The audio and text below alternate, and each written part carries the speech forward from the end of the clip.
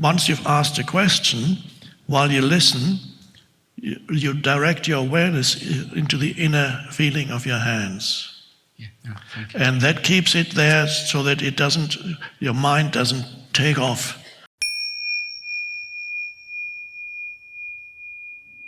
For someone who's a little bit hyperactive, what's the best way to get a balance between removing content, which is really good, but then not getting annoyed when content comes in and you think, oh, it's spoiling my peace? Is there some way to get a balance? I assume the question applies to yourself. Yeah. So that someone is you. Yeah. Okay. Just wanted to make sure. So you are hyperactive. Yeah. Now, rather than explaining it to us in abstract way, can you give an example or one example of where this is problematic and how it manifests in your life? So, for example, here after the talks, I can go out to the nature and I'll get a glimpse now of some kind of presence. Yes. And I also want to engage with other people. But I know once I get on a roll, for example, speaking how good the talk was, I'm into just a torrent. So it's almost, should I just go and sit in the park for hours and hours? But that's too extreme probably.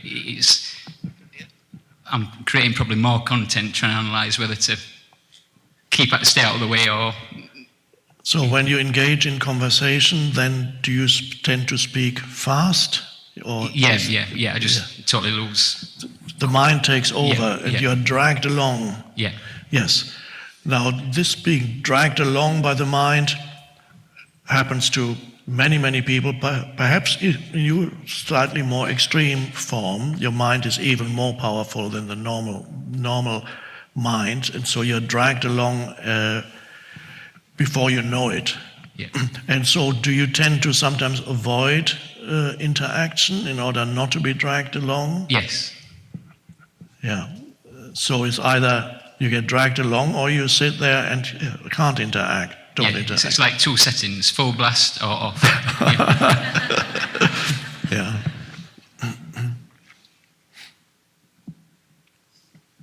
When somebody talks to you, of course, how do you experience yourself when you listen to somebody? How do you listen to another person? Is your mind already preparing what they're going to say, or? Yeah, definitely. Whenever anybody tells me the name, never ever remember it, because I'm probably somewhere else when that's coming in. Yeah. Have you done any practice, meditation, any kind of meditation practice, formal meditation? Yeah, I try, and I'm guessing if I do it reasonably well for that first 5 minutes when I get up and go outside, it's lovely. But now, when you're out in nature by yourself, are you able to be present to some extent, or is your mind still active while you're looking at the trees or at the sky? To some extent now, I can. So that's progress, definitely, because I couldn't do that before. So you find little spaces when you're of presence, when you're not interacting with people. Yeah, like wet tarmac for some reason. That works. I don't know why. It's just a reflection of the... Oh. Yeah. Well, the most unlikely things can help you. That's fine. It doesn't really matter what it is. So, are you in a relationship, married, or no? Have you had relationships? Yeah. Not enough. Okay, the but is enough. But. I don't want to go too deeply into it because I'm not a psychotherapist and don't need to be.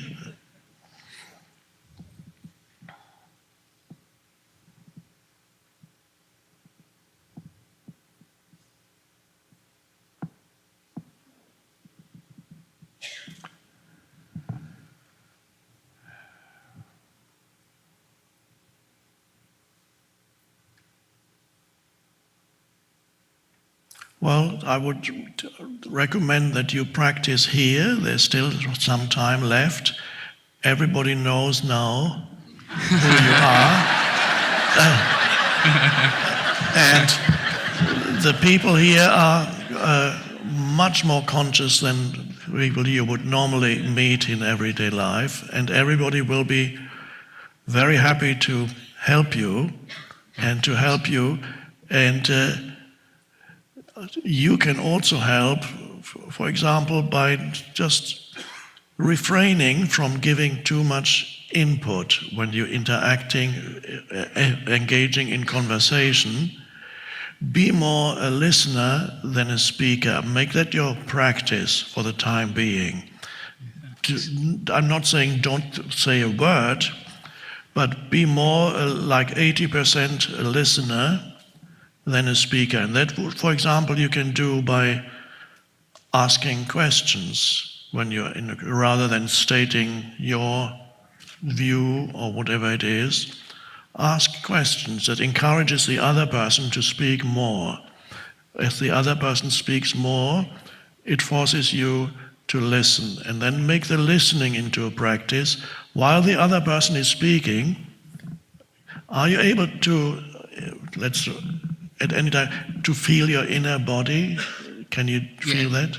The hands. But then I seem to lose them quite quickly. Okay, but hands, you can feel the energy in your hands. The rest of the body is more difficult? Yeah. Okay, well, it's a good start. It's a start. So I suggest that once you've asked a question, while you listen, you direct your awareness into the inner feeling of your hands. Thank you. And that keeps it there so that it doesn't, your mind doesn't take off. So you ask a question, where are you from? How long have you been with Eckhart? How did you first discover the books? Have you been to other many questions you can ask, and people will be happy to help you by answering your questions, and they will be happy to help you by not asking you too many questions. Yeah, no, thank you. That's good. Yeah, that'll help. Yeah. So, and so while you listen, have your attention in the inner energy field of your hands. If you can amplify that and have your attention also in other parts of your body, for example, your feet and hand at the same time, that's even better. But hands is fine too. So you feel the aliveness in your hands, and from there you listen, and you know, just give it.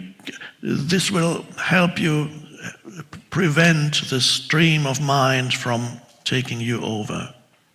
So that's the beginning of a little practice. Another practice you can do is, while you listen, you're aware of your breathing.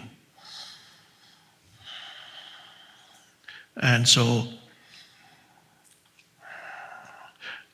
you can even bring the two together. You can be aware of your breathing and your hands, but it's probably better for you to just choose one or the other. So please help this gentleman and allow him to ask you some questions and give exhaustive answers. And don't ask him any questions except, I'll ask you a couple of questions so you don't need to ask him. Where are you from? Yorkshire in England. Okay, Yorkshire, England. And so you don't need to ask him that, so that's good. And have you been to retreats before here with us here? No, it's the first one. First one, okay. Well, that's another question you don't need to ask. Okay, I believe you can get there. So, and of course, in addition to this practice with people, go out into nature and be engaged, if necessary, even involve other senses, to not just the visual sense, or for most people the visual is the predominant sense, but also perhaps touch something see what a leaf or plant, pick up a stone, or on the beach, the sand, or whatever it is, water. Give it, beware of the tactile sense perceptions. All these things help you get out of your mind.